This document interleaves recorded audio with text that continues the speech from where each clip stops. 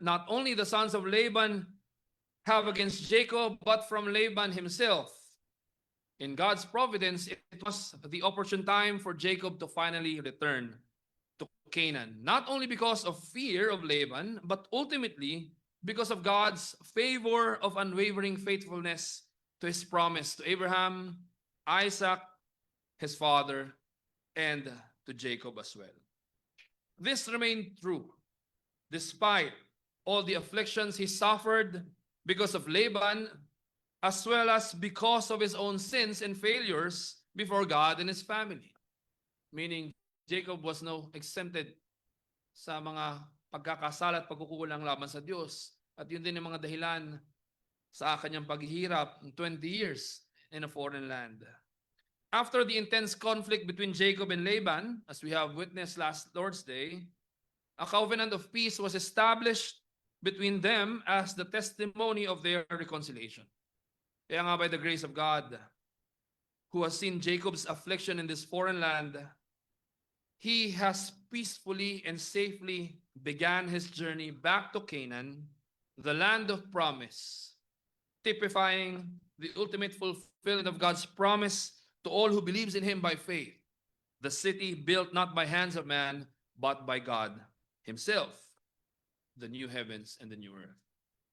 Because of this, last Lord's Day, we have been reminded that in view of God's unwavering faithfulness to his promise of redemption, let us endure whatever earthly distress that shall come to us as people of God waiting for our eternal dwelling, with our hearts ready to dispense forgiveness and to seek reconciliation, not because we shall always receive the recompense that we think we deserve, but because our peace has already been purchased for us by Christ Jesus, the truth himself, the Savior Lord, who has actually come to serve. Today, through our passage in Genesis chapter 32, verse 1 to 32, we shall look at the continuation of Jacob's journey back to Canaan, where he shall once again encounter a tremendous trial, that is, facing again his twin brother Esau, who was determined to kill Jacob for the deception he has done against Esau 20 years ago. What will be Jacob's fate when he finally sees his twin brother face to face? Will Jacob be able to return to the land of promise? Will he be able to dwell in the land with peace and prosperity, not only for himself, but for his posterity? That is, his children and the generations after them. Finally, the question that must be answered is this: what will happen to God's promise? What will happen to God's promise as Jacob faces his twin brother,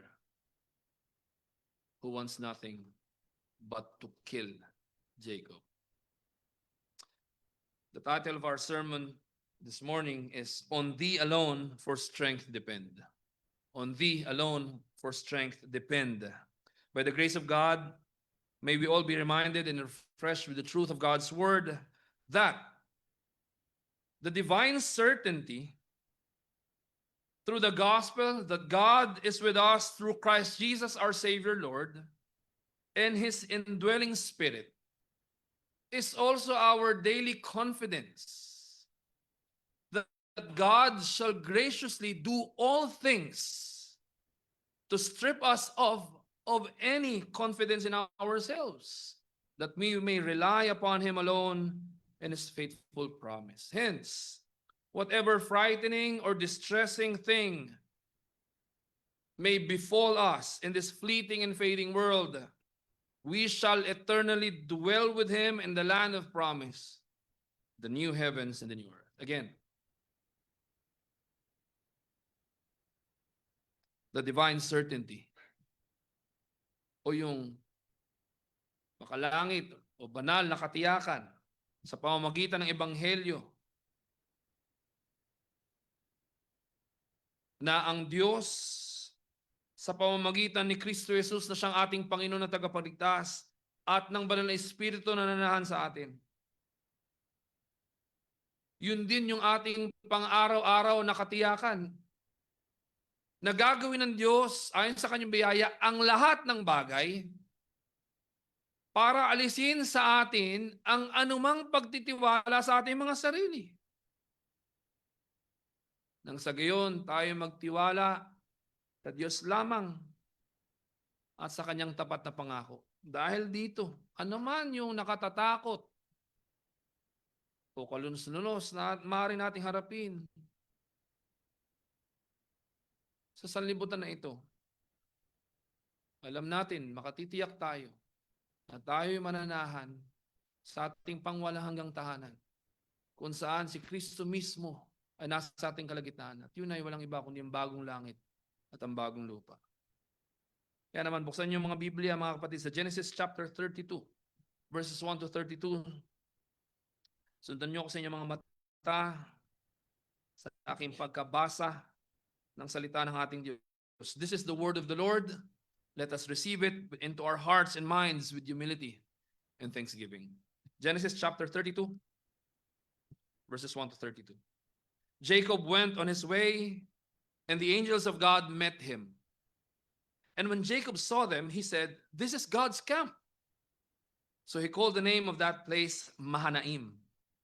And Jacob sent messengers before him to Esau his brother in the land of Seir, the country of Edom, instructing them, "Thus you shall say to my lord Esau, thus says your servant Jacob, I have sojourned with Laban and stayed until now.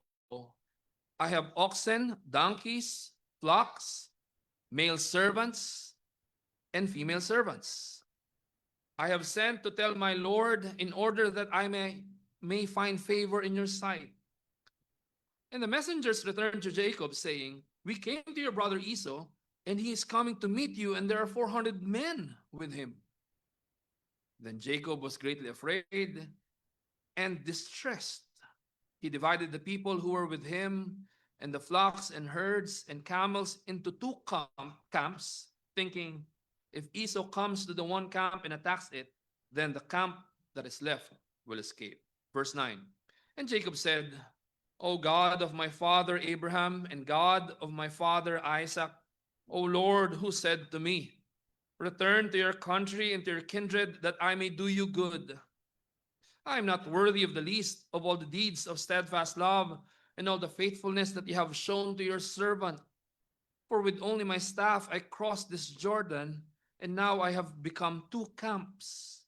Please deliver me from the hand of my brother, from the hand of Esau, for I fear him that he may come and attack me, the mothers with the children. But you said, I will surely do you good, and make your offspring as the sand of the sea, which cannot be numbered for multitude." Verse 13. So he stayed there that night, and from what he had with him, he took a present for his brother Esau, 200 female goats and 20 male goats, 200 ewes and 20 rams, 30 milking camels and their calves, 40 cows and 10 bulls, 20 female donkeys and 10 male donkeys. These he handed over to his servants, every drove by itself, and said to his servants, "Pass on ahead of me and put a space between drove and drove." He instructed the first, "When Esau, my brother, meets you and asks you, 'To whom do you belong? Where are you going? And whose are these ahead of you?' Then you shall say, 'They belong to your servant Jacob. They are a present sent to my lord Esau.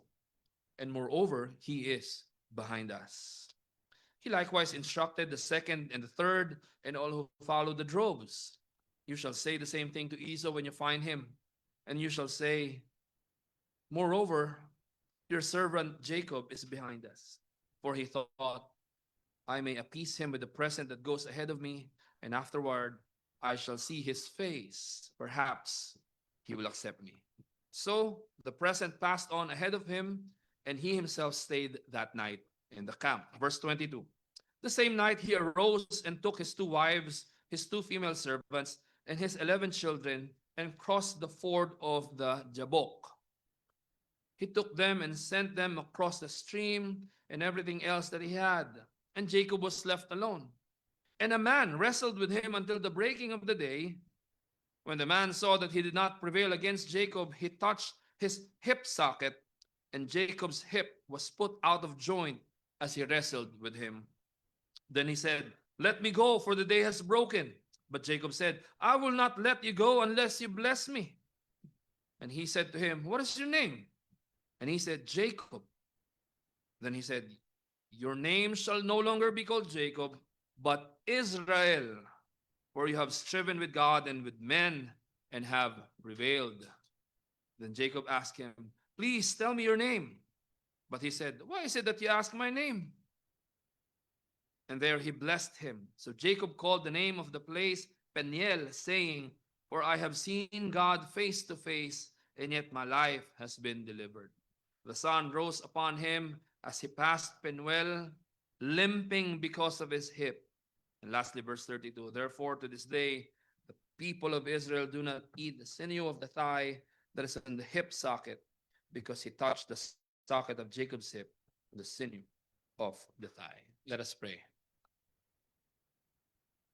Our loving Father, we thank you for the privilege not only to publicly read your word, but also to receive its proclamation,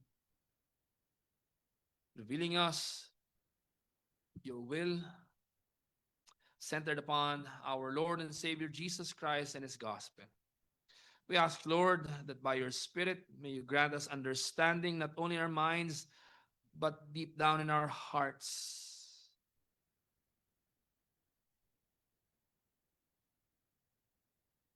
Once again, we shall be reminded of your grace and mercy for us because of our Lord and Savior Jesus Christ, the true Israel.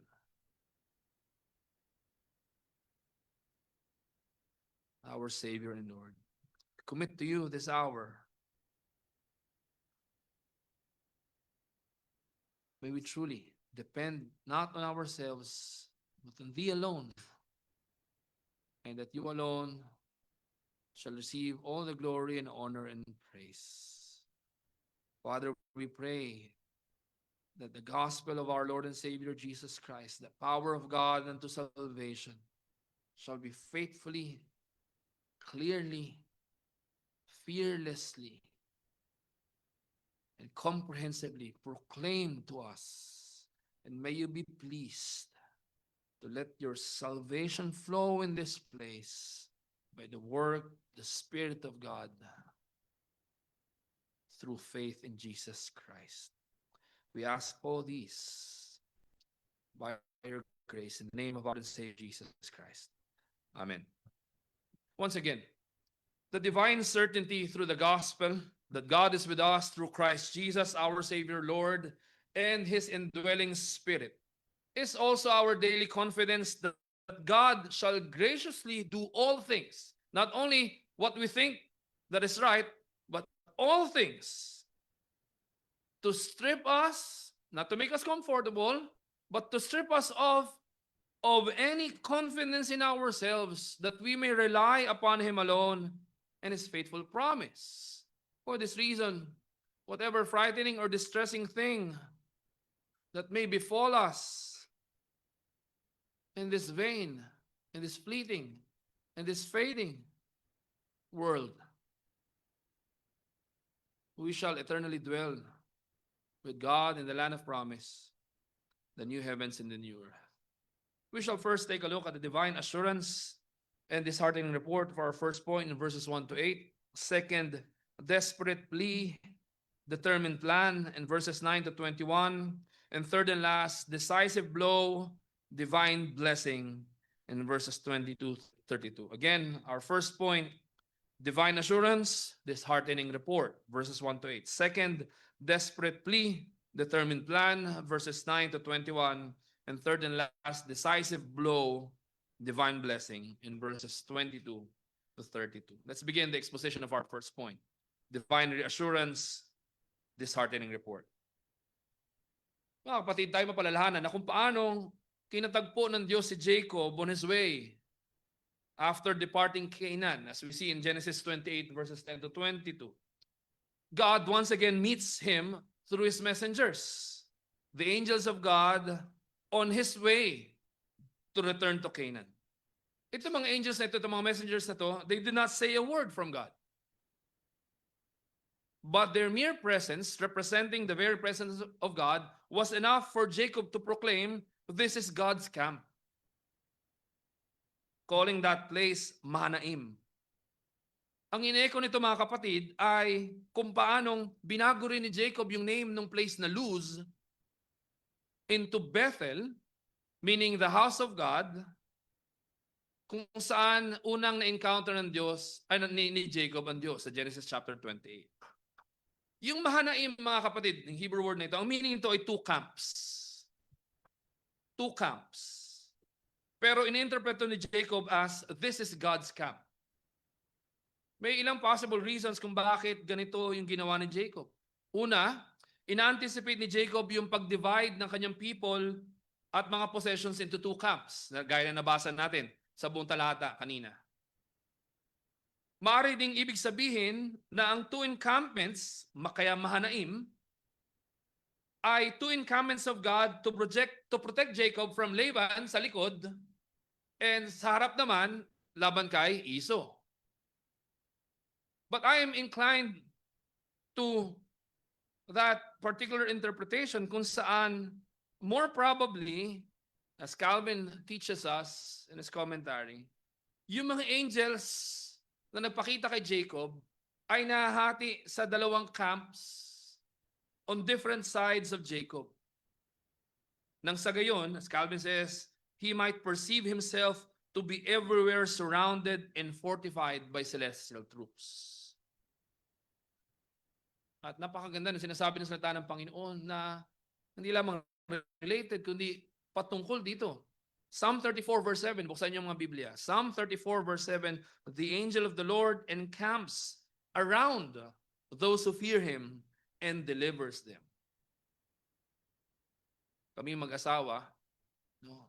Pag kami naglalakad sa sidewalk, no? I make sure na ako nandito sa yung hindi naman didikit sa mga sasakyan, kundi ako yung nandito, nandito yung misis ko, at nandun si Oli. No? Pero sa ordinary way ng paglalakad, sa isaan, wala namang kalsada, pero pinagigit na namin ang aming anak. Signifying na sa kaliwa, nandun ang aking protection, sa kanan, nandun yung protection ng aking asawa, nanay na aking anak. That's a poor illustration actually, but I hope it helps you paint a picture in your mind na kaya kahit singular yung pagkakasabi ni Jacob, this is God's encampment, pero dalawang encampments, and like what I said, as Calvin explains this, no, kaliwat kanan, in other words, nakapalibot yung mga anghel kay Jacob. At ito yung divine reassurance na binibigay ng Diyos. No, hindi mo pwedeng sabihin, napapalibutan na kita. Diba? Kundi, itong mga pinadala ng ating Panginoon na kanyang messengers, the angels, surrounding Jacob. Bakit? Yung divine reassurance. Ano yung divine reassurance na ito na aking sinasabi mula sa salita ng Panginoon? This divine reassurance is exactly what Jacob shall need because of what he is about to hear as the disheartening report from his messengers. Hindi ba? Yan natin binasa. Ano nangyari? Ang ganda nung plano layunin ni Jacob na para siya'y makabalik sa land of Canaan, the land of promise, alinsunod sa utos ng Diyos. Ito yung kanyang ginawa. Siya'y nagpadala ng kanyang mga messengers para sa kanyang kambal, ang kapatid na lalaki na si Esau, na sa time na yon ay nananahan sa lupain ng Seir sa bayan ng Edom. Kapatid, hindi malinaw kung paanong nalaman ni Jacob na yung kanyang kambal na si Esau ay umalis na sa Canaan at iniiwan ang kanilang mga magulang na si Isaac at Rebekah at doon na nanahan sa lupain ng Seir at sa bayan ng Edom.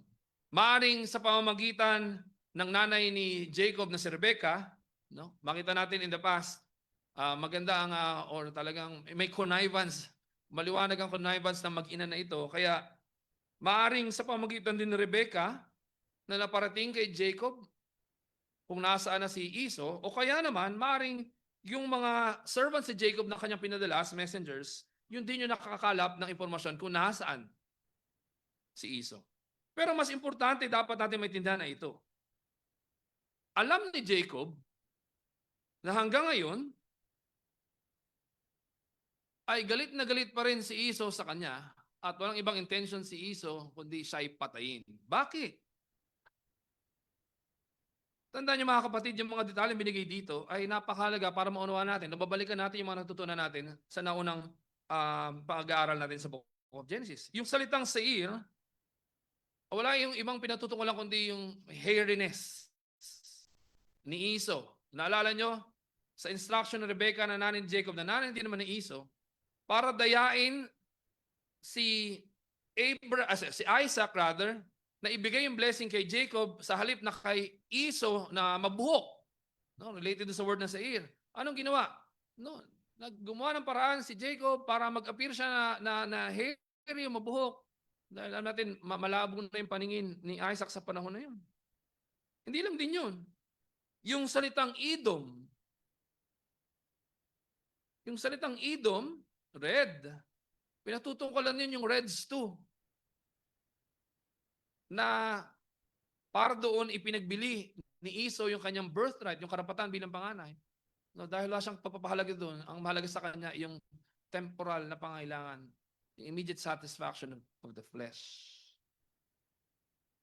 Pero gaya ng sinabi ko, no, kaya merong divine reassurance na binigay na ang Panginoon una pa lamang.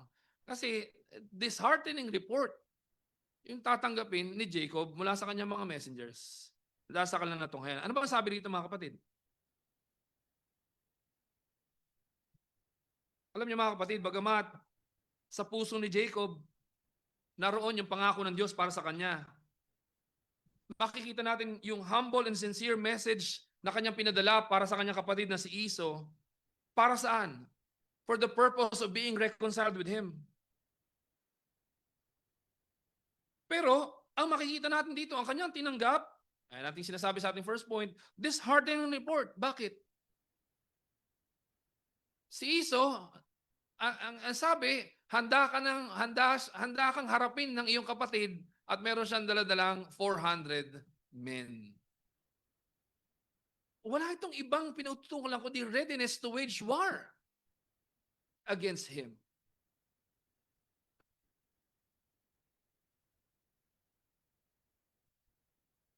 Esau is ready to wage war against his twin brother Jacob. Bakit? Ito yung para dun sa revenge that Esau has been waiting for 20 years.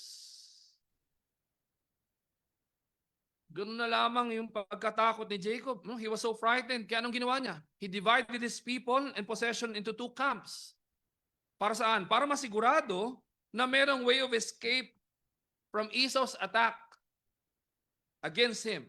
Nang sa gayon, yung inheritance na promise ng Diyos kay Abraham, kay Isaac, at maging kay Jacob, ay makararating pa rin sa matitira yung hindi aabutan ng pag-atake ng kanyang kapatid. Napakabigat nito mga kapatid. Kaya ganoon na lamang. Sa biyaya ng Diyos, inuna ng Diyos yung kanyang divine assurance. Because Jacob shall surely receive this disheartening report that his brother, after 20 years, locked and loaded, sa kasabihan nga, still ready to exact his vengeance against his brother for the deception that he has done against him. Para mga kapatid, pakinggan niyo mabuti. Hindi ito ultimately, bagamat maliwanag, ito patungkol kay Jacob sa particular na bahagi ng history of redemption. Hindi ito natatapos doon, kundi lahat ito ay ibinigay sa atin for our lesson. Lesson not because we are just to be better Jacob, but actually there is an even greater disheartening report, and that is our true condition before God, from which there is no way of escape left to our own. Hindi ba?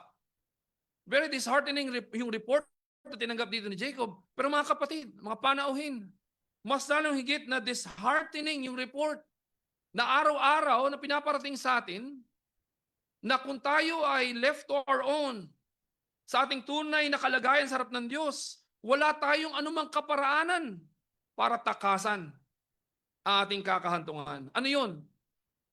Condemnation unto eternal death because of our sins. But thanks be to God, kung paanong even greater disheartening report, yung nakaambasa natin dahil sa katotohanan natin pagiging makasalanan, it is an even greater divine reassurance from God that we have received. How? God Himself has come to rescue us, not only from Satan and our sin and death, but also from His righteous wrath by sending His very own Son, Christ Jesus, our Savior, Lord. Tandaan natin, Christ Jesus could have summoned legions of angels in heaven not only to surround Him, but also to exact His righteous vengeance against all sinners just like you and me. But what did He do? What did Christ do? While heaven intently looks at the Son of God suffering from every blow, from every mockery, from every strike, from every nail driven to His hands and feet, and the crown of thorns on His head, God demonstrates His own love for us in this. While we were still sinners, Christ died for us.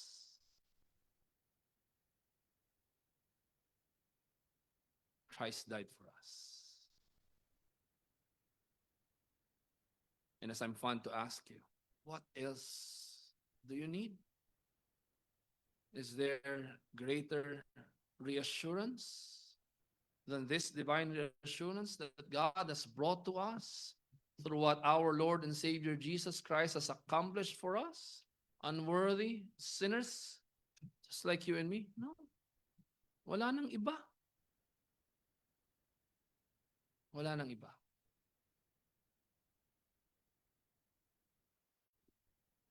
Kaya nga maunawaan natin mga kapatid, in the unfolding of the redemption plan, the Lord was pleased to give Jacob a glimpse of what has now been fully revealed to us in the finished work of Christ. No wonder that in this frightening and distressing situation that Jacob sees himself in, once again, he turns to the only one who truly sees his affliction. And that brings us to our second point. Desperately determined plan, verses 9 to 21. Tuon nyo yung attention sa verses 9 to 21. Ano makikita natin dito mga kapatid? Ito yung pinakamahabang prayer recorded in the first book of the Old Testament. This is the longest prayer recorded in Genesis, in the first book of the Old Testament, the first book of the Bible. And it is worth noting that this is also the first time that Jacob prayed unto God for deliverance. Kung naalala nyo, refresh your mind with what you have already read and learned sa ating lecture continua sa Genesis. Ito yung kauna-unahang nanalangin si Jacob na siya i-deliver ng Diyos. Kaya nga, as we see in our second point, desperately. We hear and sense in Jacob's prayer how desperate he is. A plea of desperation indeed. Bakit? After 20 years, Esau has not forgotten. And Esau is determined to exact his vengeance against Jacob. Sabi ko nga kanina, ito yung pinakamahabang prayer recorded sa Genesis. At maganda mahimay natin yung panalangin na ito na dinalangin ni Jacob kay Yahweh, sa Diyos ni Abraham, Diyos ni Isaac, at Diyos ni Jacob. Jacob begins by confessing who God is and his unwavering faithfulness to his promise unto them. Kaya naman, yung si Yahweh ang tanging Diyos na worthy of obedience from His servants. Ang ganda dito sa panalangin na ito, si Jacob, he humbly admits that it is only by his grace, by God's grace, that he prospered and that he was preserved, that despite his unworthiness, because of his sins and failures, God faithfully and lovingly sustained and secured him in every way for 20 years in the land of Haran. Through this, Jacob implores God's almighty aid to deliver not only him, but also his wives and his children, as well as his possessions from Esau's impending attack. Jacob goes back to confessing God's faithful promise given not only to Abraham and Isaac, but also to him through the covenant that God graciously established with him.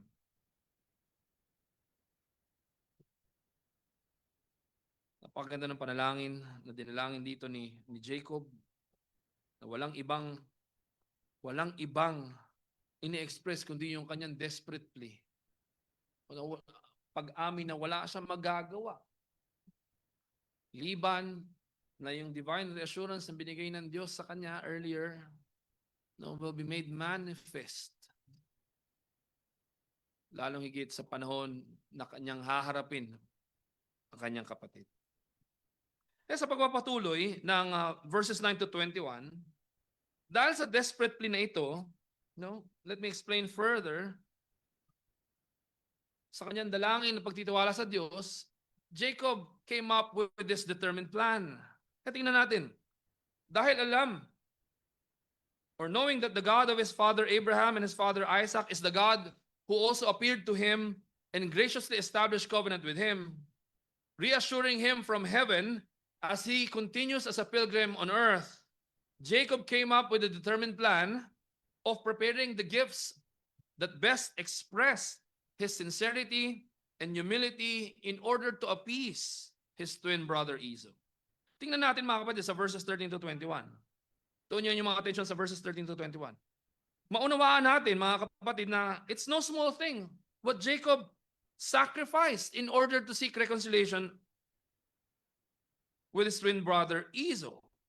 Nang sa gayon, siya at ang kanyang pamilya at maging kanyang mga possessions ay makabalik sa land of promise ayon sa utos ng Diyos as a reassurance na binibigay ng Diyos sa kanya. Tingnan natin. Ito ay mga breeding age animals. Ang total ay 550. Pag sinabing breeding age animals, naalala ko nung kami tumira dito sa mayroong negosyo doon sa aming tinirahan na 1-day-old. Pag binigyan ka ng 1-day-old na sisiyo, kung ano pinagawa namin, lagay ko sa Scrabble, sa kung ano pa man, diba? Wala kang ganang mapapakinabangan doon, kundi yung yun ay lutuin as 1-day-old at na delicacy para sa marami. Pero ako, I never liked it. Yung binigay dito ni Jacob, mula sa kanyang ari-arian, bilang regalo kay Esau, hindi ito mga kapanganak pa lang. Ito ay breeding age animals. Anong ibig sabihin? Itong mga kaloob ni Jacob para sa kanyang kapatid will surely multiply exponentially. Malaking kawalan ito kay Jacob. 550 animals from what he has labored for in the land of Haran while being constantly oppressed by supposedly his father-in-law, pero naging cruel and wicked master-employer.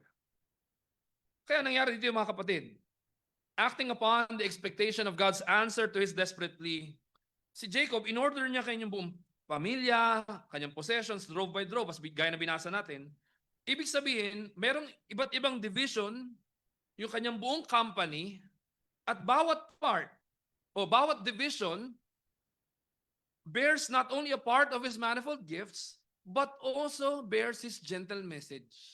Ano yun? Na si Jacob ay lingkod ni Esau. At gustong-gusto na siyang makita ng walang anumang ill will. Ilagay niyo ang sarili sa kalagayan ni Jacob. At imagine niyo din, na ilagay niyo ang sarili niyo sa kalagayan ni Esau.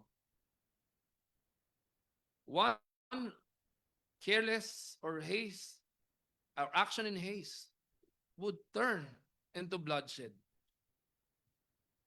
Kaya nga, yung desperate plea ni Jacob sa Diyos, yun yung nag-lead sa kanya into this determined plan Para saan? Para i-appease yung kanyang kapatid. Again, his desperate plea to God led him to his determined plan to truly appease Esau and not to a deceptive plot to take advantage of him. Kailangan nating i-recall lagi sa mind, mandaraya si Jacob, kaya ang kanyang kinaharap ay mandaraya rin, at hanggang sa dulo, pandaraya yung kanyang ginamit. Kaya kung hindi sa biyaya ng Diyos at hindi sa katapatan ng Diyos sa kanyang pangako, hindi masusustain, hindi mapapreserve si Jacob. Now perhaps you're saying, ano ba naman to si Jacob, yung ba anak ng Diyos? Ay tumingin tayo sa salamin. Ganyan din tayo araw-araw sa tuwi-tuwi na, hindi ba? Kaya kalalahanan, i-recall natin sa ating mind habang pinakinggan natin itong sermon na ito. Ano bang ginawa talaga ni Jacob sa kanyang kapatid? Kaya sa determined plan na ito, wala siyang ibang layunin kundi talagang i-appease yung kanyang kapatid. At walang deceptive plot to take advantage of him once again.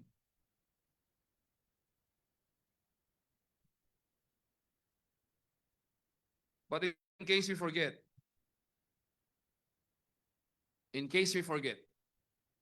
let us all keep in mind that all of these things that Jacob did, even if by faith, kahit na naayon dun sa kanyang desperate plea sa Diyos, wala siyang pag-asa. Tandaan natin lahat ito ay marked and tainted with the sin of self-reliance and even of doubts. Hindi ba? Kahit pa itong napaka-sincere and best preparation ni Esau to appease his brother, hindi natin may kakaila na ito ay tainted with self-reliance at maging pagdududa. Kaya ibalik ko yung tanong sa aking sarili at sa inyo. Who among us can honestly say that we are immune or exempted from such? Hindi ba tayo rin naman? Kahit pa tayo matagal na mananampalataya, kahit pa ating pinagkakaniig sa Diyos, dalangin, Lord, gusto ko talaga maglingkod sa iyo, no? Ito na, Lord. Ito na, Lord, no? Wala nang talikuran, wala na. No? Ilang beses ko narinig yan mula sa aking sarili at sa church. Lord, ito na to. Pag talagang tinanggap niya aking pag-ibig, wala akong ibang ibabahagi kundi pag-ibig mo. Diba? Ganyan narinig natin eh. Lord, basta matanggap ko na itong trabaho na to. Talagang Lord, tuloy-tuloy na to. Tuloy-tuloy saan? Sa pagkalimot. Kaya ang tanong eh, diba? Itong ginawa ni Jacob, hindi natin may kakaila. Tainted pa rin to ng kasalanan, ng self-reliance and doubts. Ganun din tayo sa araw-araw. Hindi ba? Pinagdududahan ko, saan ako matatapos eh. O kaya, ako anong oras, no? Well, just to remind you, late tayo nagsimula in consideration sa ating mga kapatid na nahirapan sa pagpunta. So, brace yourself. So again, remembering what we were dealing with, mga kapatid, how easily we fall to obliviousness. Ano yun? Forgetting the right order sa ating buhay ito. Madalas natin narinig, wala na akong magagawa kaya pinagpasa Diyos ko na lang. Madalas ang trato sa prayer ay the last resort. But prayer is not the last resort. Tandaan natin, kung gaano tayo nahuhulog sa pagkalimot. At yung kinakalimutan natin, we forget that the right order is to present to God our desperate plea and then act congruently to the truth by setting our minds, our hearts, and our hands to readiness to do that which is right. It's one thing to forget to pray, but it's also but it's another thing to forget na dapat tayong kumilos ayon sa katotohanan na ating dinadalangin sa Diyos na ating pinagkakatiwalaan. Hindi ka talaga makakauno sa exam, o as a basic illustration, hindi ka makakauno sa course mo kung stuck knowledge ka. Kaya stuck sa college, di ba? Unless kung ikaw si Albert Einstein o paman, Isaac Newton, Hindi mo pwedeng, Lord, pag-pray ko talaga, 1 to. 1 out of 10. Hindi ka nag-aaral. Lord, talagang, Lord, gusto ko talagang ma-bless ako. Talagang gusto ko maging blessing sa church. May burden sa heart, Lord. Mga ganyan talagang pag akong kausap talagang iba eh. Diba? Hindi ka magsumikap. Ang tamang order, ipagkatiwala mo sa Diyos. Ipanalangin. I-confess na siya lang talagang iyong tanging pag-asa, na siya nagkakalob na natin yung pangailangan. Then act accordingly to it. Yun nga yung kagandahan na makita natin dito kay Jacob, kahit pa-tainted with sin of self-reliance and doubt, pero yun yung tamang order. Ang problema, we easily fall to obliviousness, like what I said. Forgetting that the right order is to present to God our desperate plea and to act, and then act congruently to the truth by setting our minds, our hearts, and our hands to readiness to do that which is right. Ano yung tama? To the glory of God and for the good of our neighbor. Ito pa, we forsake prayer and hastily act. Again, we forsake prayer and hastily act with foolish confidence in ourselves or in what we have.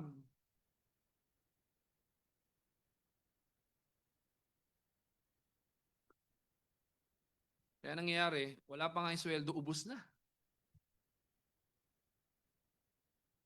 Bakit? Hindi kaya yan. Hindi kaya. Ano kaya? Hindi mo nga kaya eh. Hindi ka pa nananalangin. Hindi ka nananalangin, tapos you take pride pa, saan? In relying on yourself. Ano yun? Foolish confidence yun. Hindi ito yung guys sa Mission Universe na confident. Diba? I don't feel any pressure. And araw-araw we feel the pressure. Diba? Kaya lang, yun ang nakalulungkot. We forsake prayer. Thus, ultimately, we pray to ourselves. Tayong walang ibang magagawa kundi ngumawa in desperation sa Diyos. Ito pa, maaring tayo nanalangin. We may have prayed to God, and yet we do not act at all. Despising not only the means, but ultimately the one who graciously provides these means for us. Yan sinabi ko earlier. Nanalangin ka, Lord, talagang gusto maging successful sa pag-aaral. Tamad ka naman. Batugan. Walang patumanggang ang kagustuhan i-satisfy yung kagustuhan para sa moment na walang pagkaunawa sa kinabukasan. Kalapastanganan ito sa Diyos. Ganda ng paalanan dyan, Calvin, mga kapatid. No? For though by prayer we cast our cares upon God, that we may have peaceful and tranquil minds, yet this security ought not to render us indolent. Indolent means tamad. For the Lord will have all the aids which He affords us applied to use, hoping for the success of their labor only from the mercy of God. No? Apply their minds in seeking out means for this sole reason that they may not bury the gifts of God by their own torpor. When they have discharged their duty, they still depend on the same grace of God. Nakarinig na ba kayo ng mga pastor pag tinanong mo, kumusta ka nagpe-prepare ng sermon? Bible at Holy Spirit. Mas meron pa, hindi, gospel lang naman. Walang prepare, gospel lang? Every sermon preparation. Kaya minsan talagang kinaloob ng Diyos na magkaroon ng kape. Bakit? Para kabahan ka. Bakit? Kasi ang gagawin mo rito, hindi naman to TED Talk. Gaya ng pinanggalingan ng marami sa atin. Anong sinasabi? The preaching of the Word of God is the Word of God. At yan ang pray mo dyan na, Lord, talagang Lord, glory to you alone, Lord. Then you don't give yourself into it. Kalapastanganan yun sa Diyos. At kapahamakan yun sa kawan ng Diyos. No, perhaps you're saying, Pastor, di naman ako pastor eh. Paano ako nakarelate dyan? Lahat ito, basically. No? Kakasabi natin basically. What's so basic with what we're going through? Hindi, basically. Ano so basic ito? Hindi ko na alam gagawin ko eh. Kaya ang ganda ng paalala ni Matthew Henry, mga kapatid, pakinggan niyo mabuti, na times of fear should be times of prayer. No, lalo yung tatakot na kayo, haba ng sermon na ito. Lord, talagang i-sustain mo ako. Whatever frightens us should drive us to our knees, to our God. The best we can say to God in prayer is what He has said to us. Nauunawaan ba natin? Hindi mo kailangan mag-imbento ng sasambitin upang ipanalangin sa Diyos, sapagkat yung Diyos na nag-utos sa atin manalangin sa Kanya, ina-assure tayo na kinalulugdan niya kanyang mga anak na nanalangin sa Kanya, at siya nagkakaloob ng ating ipapanalangin. At ano yun? Yung salita ng Diyos. Kaya isa sa napakagandang characteristics ng Book of Psalms, no, mas directly magagamit natin compared sa other parts of the Scripture. The Book of Psalms is God's word to us and our words to God. Nahirapan ka manalangin, gayahin mo yung nakasulat doon. Hindi yung nalangin ka, wala pa sinabi, yes Lord. Wala pa nga, yes Lord agad. Natuloy ko yung sinasabi, no?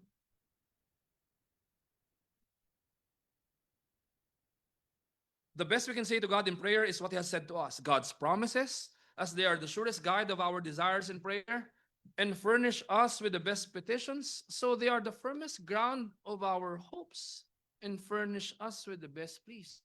Yung panalangin ni Jacob dito, saan siya kumuha? Sa salita ng Diyos. Hindi ba? Ano yung salita ng Diyos?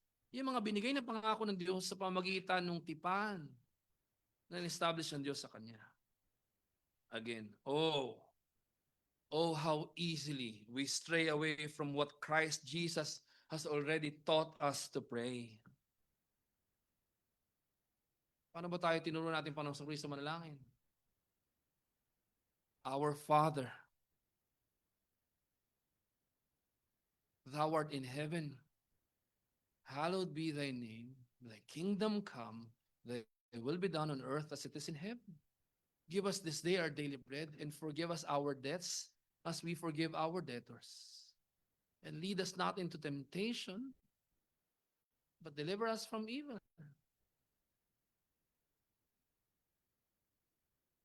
Pero ito ang gandahan, mga kapatid. Pakinggan niyo mabuti. Christ Jesus not only teaches us how we are to pray. Alam din ng Diyos na sa ating mga sarili, kahit tayo may bagong buhay na tayo nananampalataya kay Kristo Jesus, magkukulang pa rin tayo sa panalangin. Pero ang divine reassurance natin, maging yung kalooban ng Diyos sa ating sa tayo manalangin, pinulfill ni Christ on our behalf. How? Hindi lang sa pagturo sa ating paano manalangin, but He Himself prayed to the Father for our sake. Hindi ba? Granting us the privilege and the peace so that despite all our weaknesses and frailties, even in prayer, the indwelling Spirit of God equips us with the grace that we may truly cry out to God, Abba, Father.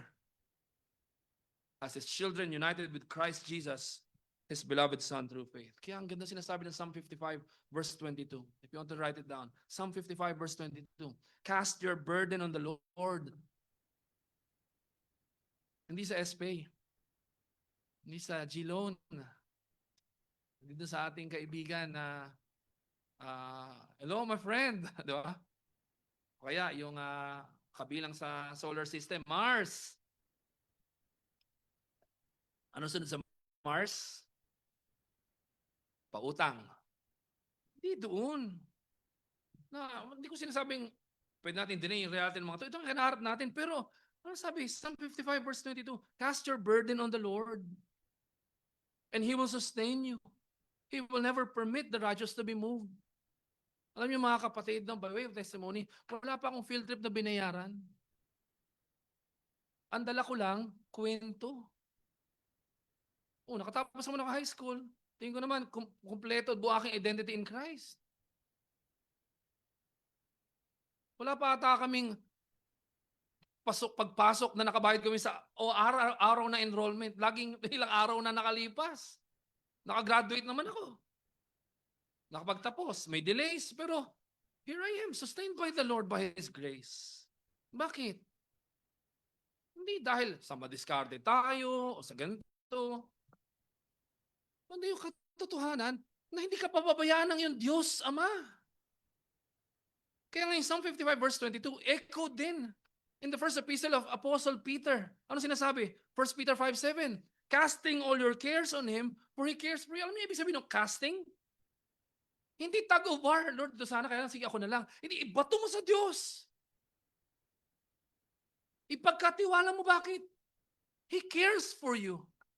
Kung paano He cares for Jacob, kahit pa nga maliwanag, kino-confess ni Jacob na hindi siya karapat dapat sa Diyos. Eh sino bang karapat dapat sa atin dito? And yet the truth remains, He cares for us. Now the question that must be answered is this: how does God care for you? How does God care for you? Romans 8:31-39. What then shall we say to these things? If God is for us, who can be against us? Ito pa, sa Tagalog, sana hindi pinagkait sa atin ng kanyang bugtong na anak, kundi binigay sa atin ng buong buo upang mamatay para sa atin. Paano mo masasabing ipagkakait niya yung mga bagay na kailangan natin? Eh siya yung buong biyaya na nagkakalob sa atin lahat ng ito. Ito pa, lugmok ka sa pandarayan ni Satanas, putting you into the chains of the guilt of your sin. Anong sabi? Hindi lang ito mga material na pangailangan, kundi yung struggle din natin sa araw-araw. How depressing it is when we understand our desperate situation left to our own because of our sins. Sabi nga ng isang famous preacher, sabi lang na nangyari sa kanya, when the flesh,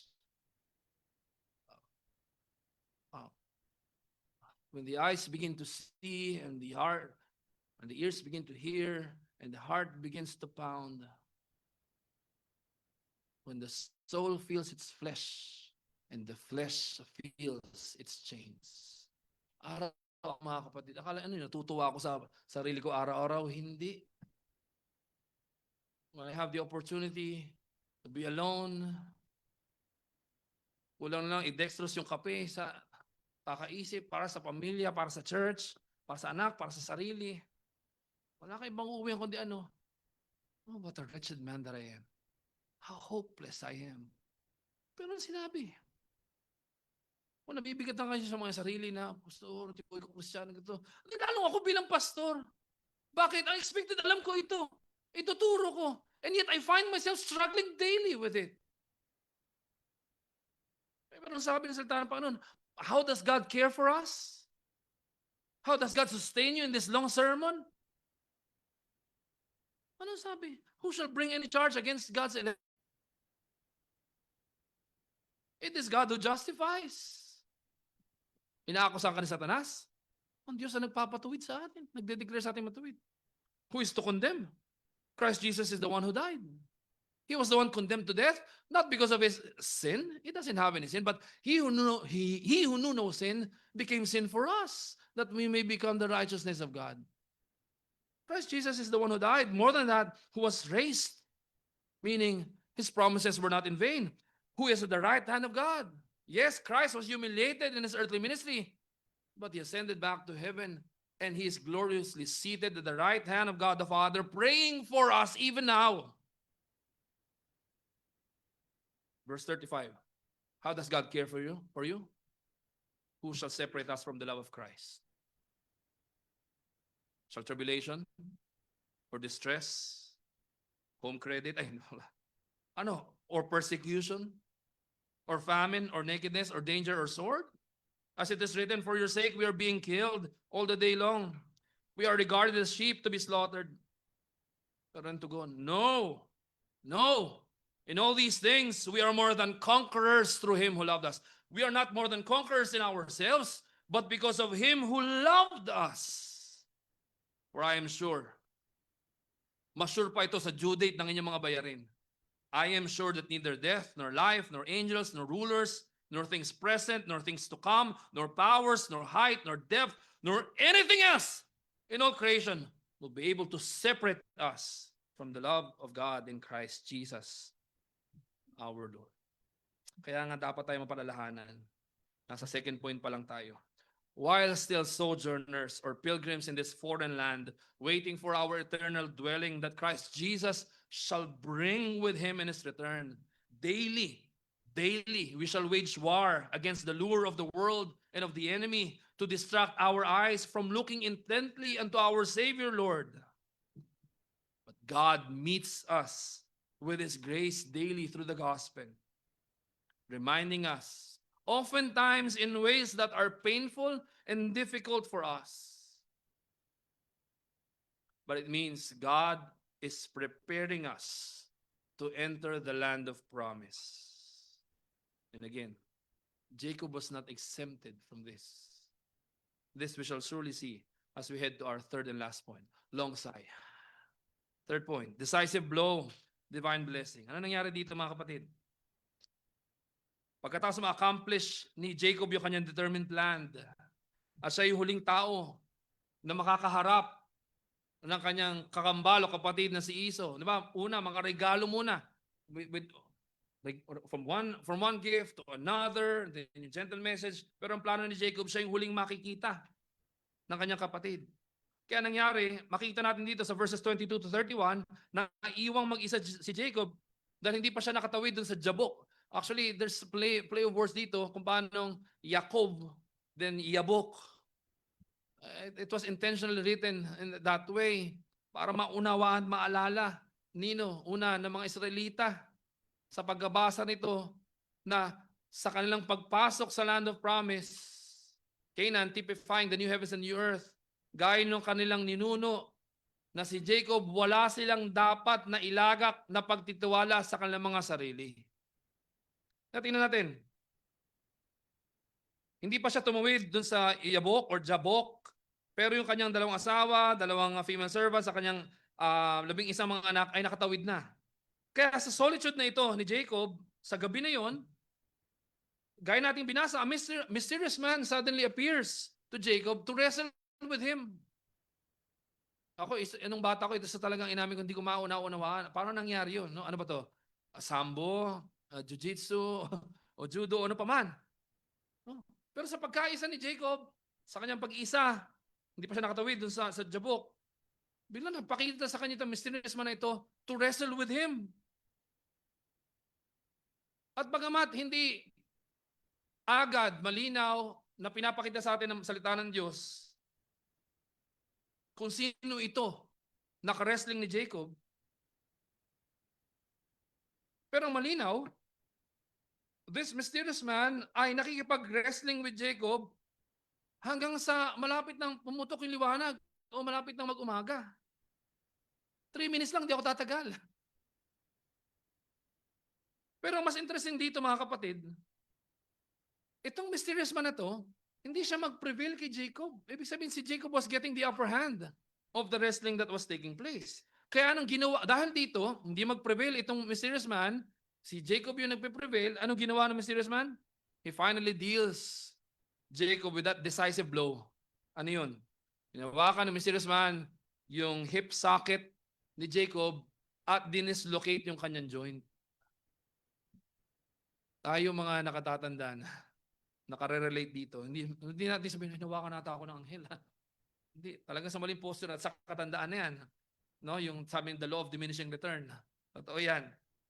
Pero nangyari, dahil hindi mag-prevail itong mysterious man na ito kay Jacob, ang ginawa ng mysterious man, hinawakan yung hip socket ni Jacob, dinislocate yung kanyang joint, at in terrible pain, si Jacob, he still wrestled with this mysterious man.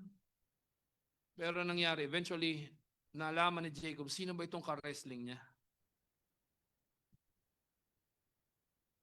I don't have the luxury of time to give you all the necessary information and opinion concerning this. Pero alam natin na sa ating pag-aaral sa Book of Genesis, ang Diyos, hindi lamang yung kanyang mga anghel na pinadala, kundi ang Diyos mismo ay nagpakita sa anyong tao upang makausap siya ng tao na kanyang ninais na ipakita ang kanyang sarili. Remember Abraham? God with his angels, anong nangyari? In the form of a man, they talked and conversed with the man, Abraham. Kaya, kung ako inyong tatanungin at sa pag-aaral natin sa pangangaral na ito,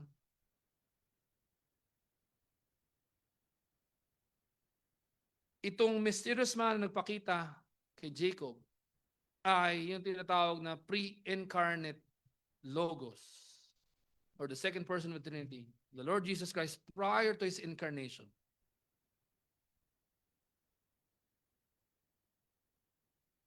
Ito yung walang iba kundi ang Diyos anak na naparito pansamantala in the form of a man to wrestle with Jacob.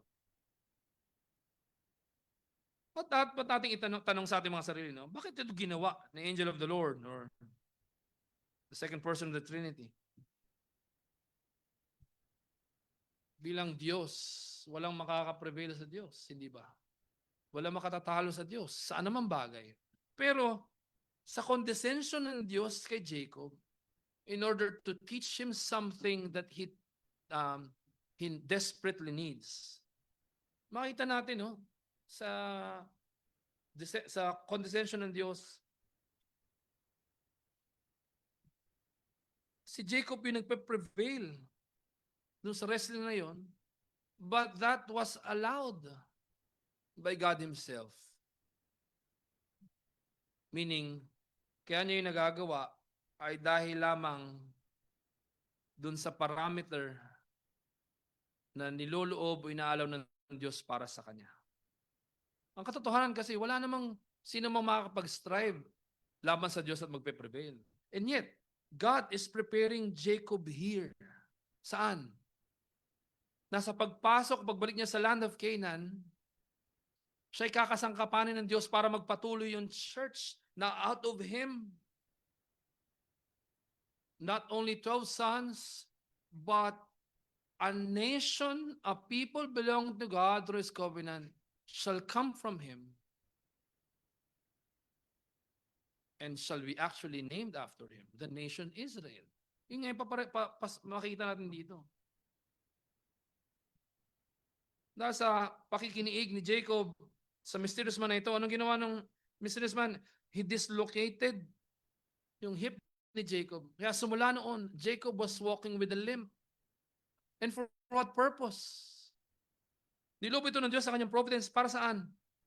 Para ihanda yung pagpapala na kailangan ni Jacob at pagpapalang paalala na walang anumang dahilan para siya magtiwala sa kanyang sarili, kundi kay Yahweh lamang na Diyos ng kanyang ama na si Abraham at Diyos ng kanyang ama na si Isaac at siya ring Diyos ni Jacob na nagpakita sa kanya, nag-alaga sa kanya, nag-preserve sa kanya at maghahanda sa kanya para saan? Para pamanuan yung bayan ng Diyos.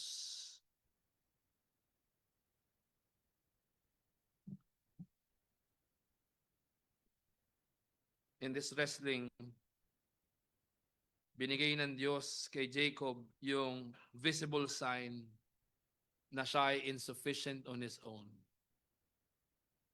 Pero kagandahan dito, hindi lamang yung visible sign of his being insufficient on his own ang tinanggap ni Jacob. Kasi makita natin, pagpapala yung tinanggap ni Jacob, una, ano mangyari? Ano nangyari? Sabi ni Jacob, dahil sa wrestling match na iyon, sabi ng mysterious man, and now we understand that it is the pre-incarnate Logos, or the pre-incarnate eternal Son of God. Ano sabi? Pakawalan mo na ako dahil magliliwanag na. Pero sabi ni Jacob, hindi kita pakakawalan unless you bless me. Ano naging tugon ng Diyos sa kanya? What is your name? Diba? Sa internet, makita, what is your name? My name is ang hirap i-pronounce. Parang, my name is Kwazakwak. Sabi, paano sila kakanta na happy birthday sa'yo? Ang haba.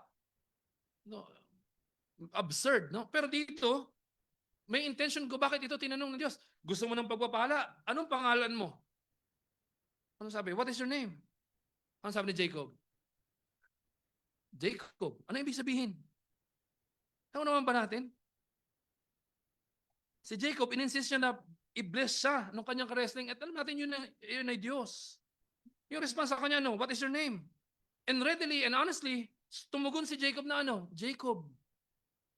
Sa pamagitan ng sagot ni Jacob, binalik ng Diyos si Jacob sa simula't simula. Ano yun? Na kaya siya pinangalan ng Jacob, nang ibig sabihin ay ano? He grasped, or as it is easily understood sa context, siyang nandaya. Bakit?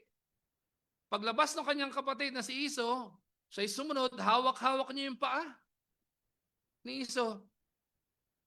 Signifying ano? Ang gagawin ni Jacob in the future. Kaya siya pinangalanan ng Jacob kasi nung siya'y pinanganak, hawak-hawak niya yung talampakan ng kanyang kapatid. At hindi lang din yun. Hindi lang sa pasimula, cheater na si Jacob, mas naging maliwanag pa ito saan? In connivance with his mother na si Rebecca, para siyang tumanggap ng blessing, ano ginawa? Dinaya niya yung kanyang tatay na si Isaac at tinanong siya, who are you? Anong sagot niya? I'm Esau. Diba? Nakita niyo yung contrast at yung irony? Doon, sa merong malicious intent, nagsinungaling si Jacob. But here, in seeking the blessing that he needs, wala siyang ibang tunugon kundi katotohanan. Ako nga iyong si Jacob. Na sa pagsilang pa lang mandaraya na dinaya ko ang kapatid, dinaya ko ang tatay, dinaya ko rin yung aking amo, dahil doon dinaya rin ako. At sa aking sarili, wala akong magagawa kundi dayain lamang ang sarili at iba. Liban ako yung masupungan sa biyaya ng Diyos. Kaya anong ginawa ng Diyos? Sa pamamagitan ng decisive blow na iyon, dineslocate yung hip ni Jacob, pinronounce din yung blessing, yung divine blessing kay Jacob. Ano? Pinalitan yung kanyang pangalan from Jacob into Israel. At anong meaning ng Israel? For you have striven with God and with men and have prevailed. Na ibig sabihin, malupit pala to si Jacob, parang ang Diyos na hindi. Ibig sabihin, biyaya ng Diyos. Walang talaga makakapag-prevail sa Diyos. But come to think of this, no? God in His grace, in His condescension, He proudly presents Himself as the God of Jacob, the God of the cheater. At hindi lang yung God of Israel na bagong pangalan ni Jacob. Siya yung Diyos nung taong nakipag-wrestle sa Kanya. Naunawang pa natin, biyaya yun ng Diyos, condescension. Kaya kung paano, God is the God of Jacob, He's also God of Kirby. He is the God of this unworthy sinner found in the grace of God through Jesus Christ. Itong pagpapala na ito at yung pagdidislocate sa hip ni Jacob, yun lang yung kaparaanan para ma-strip siya ng anumang reliance sa kanyang sarili at kilanlin niya na yung kanyang pagbabalik sa land of promise at yung fulfillment ng promise hindi lang sa kanya kundi maging sa kanyang posterity na hindi mabibilang yung lipi na manggagaling sa kanya. No? Lahat yun ay dun sa pagpapalang binigay sa kanya sa pamamagitan ng pagpapalit ng kanyang pangalan. Now, we don't have time anymore. Bilisan ko na lamang. Maliwanag. Anong sabi ni Jacob? Please tell me your name. Pero sabi ng Diyos, ba't mo tinatanong yung aking pangalan? It's a rhetorical question. Hindi ba? Ako nagpakita sa iyo.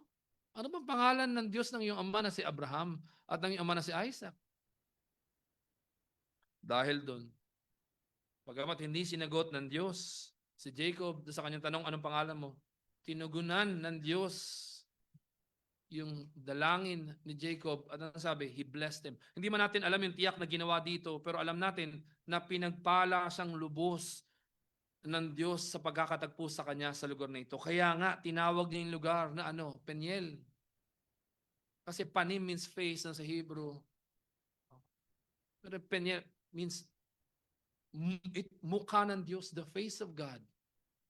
Kaya ito yung paliwanag dito. Sa lugar na ito, nakita ko yung Diyos ng harapan face to face. Pero biyaya ang aking tinanggap. Hindi ako pinatay, kundi ako binigyan ng biyaya. Now, yung verse 31-32, it's just a commentary dun sa pagkaunawa ng mga Israel sa mga bagay na kailangang gagawin in the future. No? So, iwan ko na lamang yan mga kapatid. Ang gusto ko i-highlight dito mga kapatid ay ito. Yung answer sa prayer ni Jacob, naalala nyo? Actually, hindi dun sa ultimately i-deliver siya from Esau eh. Kundi ano, despite that he has striven with God, he prevailed. And dahil doon, sa condescension ng Diyos sa kanya, kahit nakipag-wrestling siya sa Diyos, biyaya yung kanyang tinanggap, and God allowed him to prevail against him. Ano, part ng providence ng Diyos, no? Ay di lalong higit ma-assure si Jacob na naman ang kanyang harapin after this. Mananatili yung pangako ng Diyos. That he will dwell in the land of promise, and his posterity shall be blessed. At manggagaling sa kanya yung seed, na sa pamamagitan ng seed na yun, all the families of the world shall be blessed. Ang ganda nito mga kapatid, pakinggan nyo as we apply it to ourselves. Alam nyo, to walk with the limp on the way to the land of promise is way better than to walk with seemingly everything is okay with us, but we are on the way to lostness and perdition. Kaya nga sabi natin Panginoon sa Kristo di ba? Mainam pa na mawala ang bagay nito siya kaysa naman yung buong mong katawan mabulig sa impyerno. Gaya na sinasabi ko, sa pag-ibig ng Diyos sa atin, gagawin niya ang lahat. Hindi lang yung preferred natin. He will do everything para tanggalin sa atin yung anumang reliance sa ating mga sarili nang sa Kanya lang tayo magtiwala. Kaya once again, to walk with the lamb on the way to the land of promise is way better than to walk with that thinking that everything seems to be okay, but we are actually walking on the way to lostness and perdition. Hindi lang din yun. Kung paano binigyan ng bagong pangalan si Jacob. This is a preparation for the even greater blessing that we ourselves have already received because of the finished work of our Lord and Savior Jesus Christ. We have been given a new name. We have been given a new name. A name that ought to remind us that there is really no reason for us to place confidence in ourselves or in anything in this world, but only in the one whom we have been named after, Christ Jesus, our Savior, Lord. I will close in this way. Heidelberg Catechism, question 31. Why is he called Christ, meaning anointed? Answer, because he has been ordained by God the Father and has been anointed with the Holy Spirit to be our chief prophet and teacher who fully reveals to us the secret counsel and will of God concerning our deliverance. Our only high priest who has delivered us by the one sacrifice of his body, and who continually intercedes for us before the Father. And our eternal King, who governs us by his word and spirit, and who guards us and keeps us in the deliverance he has won for us. But it doesn't end there. Question 32. But why are you called Christians? Why am I called a Christian? Why am I given a new name? Just as I am given new life and made part or made to belong to the new creation whose head is no other than our Lord and Savior Jesus Christ. Why are you called a Christian? Question 32. Because by faith, I am a member of Christ, and so I share in his anointing.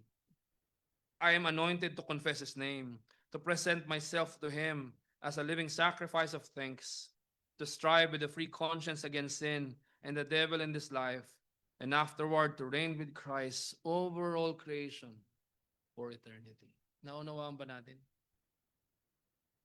Kung gaanong mas higit yung pagpapalang niloloob ng Diyos na mapa-enjoy sa atin.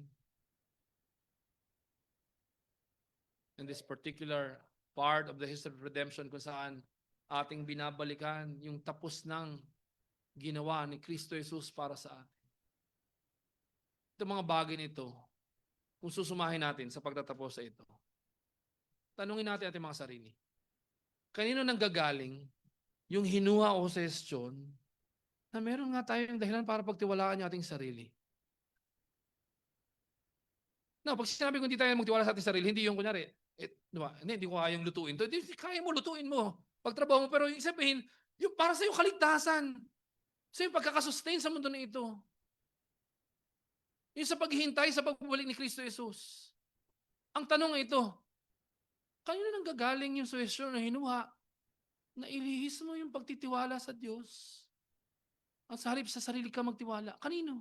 Hindi kay Kristo. Hindi sa Diyos Ama. Hindi sa Diyos Espiritu Santo. Kanino? Kay Satanas at sa sanlibutan. at sa masamang pita ng laman. Kaya ano yung antidote? Ano yung solusyon? Taasan ko yung offering ko? Reply ako lagi sa message ng aking pastor o ng elder na naka-assign sa akin? O kaya Sabado pa lang, dito na makatulog para sigurado hindi ako mag-miss ng Lord's Day? Hindi. Anong solusyon? Para nang sa gayon, talagang sa Diyos lamang tayo magtiwala. Tandaan natin, yung banal na katiyakan sa pamamagitan ng Ebanghelyo ni Kristo Jesus. Ibig sabihin, kasama natin Diyos. Ang assurance natin ay si Kristo Jesus. At yung banal na Espiritu na naan sa atin. At yung banal na katiyakan na yun, hindi yun para sa walang saysay. Kundi ipaalala din sa atin, yun yung pang-araw-araw na katiyakan natin. Nagagawin ng Diyos sa lahat ng bagay.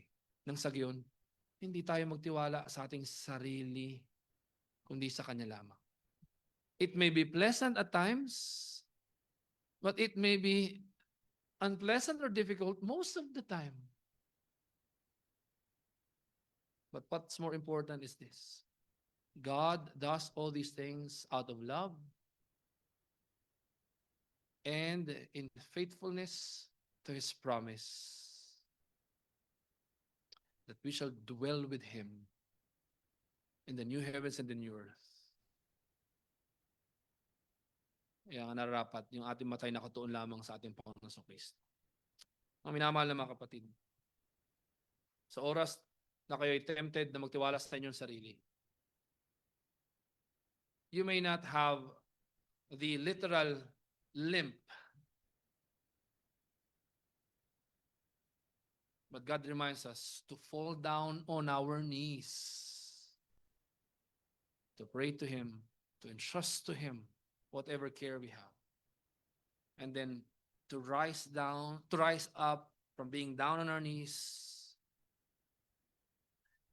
and our eyes are directed to heaven, not because of haughtiness or pride, but because we look intently to Jesus Christ, the author and perfecter of our faith, whom we are waiting for His return according to His promise.